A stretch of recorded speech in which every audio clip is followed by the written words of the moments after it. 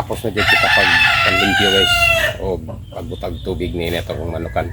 Karon ready na kitang mo hatag ang pagkain sa atong mga manok. Ug sa dili pa to sa ning exercise na pud sila, panalagsa na to exercise kay kinahanglan pud sila nga may ehersisyo ning malawas ng atong mga manok. Kay mo ni magpalagsik jud sa kalawasan sa mga manok. Sa na ehersisyo. Pareho ra gyapon natong tao ang atong mga manok nga kinahanglan jud siya nay ehersisyo jud sa kalawasan gyapon. So, hasta kita pod makil ehersisyo pod o bisan todo silig kita ipaningot man gyapon kita pero dili pa kita kontento sa exercise nga atong nahimo karon. Mga atong idagandagan sa nato ikadali na itong mga manok itong pasunod-sunuron raw sa nato sila tagan at pagkaon may nang mga biskay jud pirmi ang ilang mga lawas basta wala ray ulan mayong panahon ato jud exercise atong mga manok. Ingon ini atong pagabuhaton guys.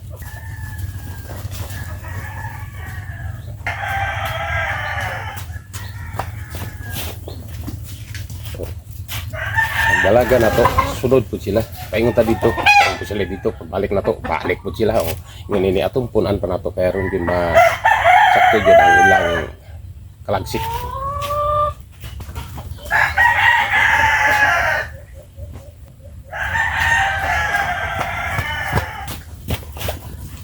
Makalingaw rin dyan na to. Kay samtang kita nag-exercise, gadagandagan, tanan na may makakauban na to. Magaglagan ka. Ibalik pa na to kay kulang sa jud.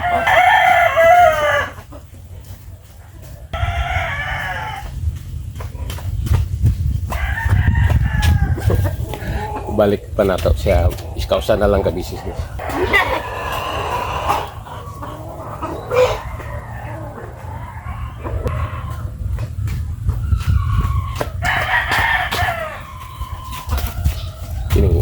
Kining uban nga mga tapulan wala mo kuyog ug paingon nato dito ag bandra nga mga kugian yan anak ya guys.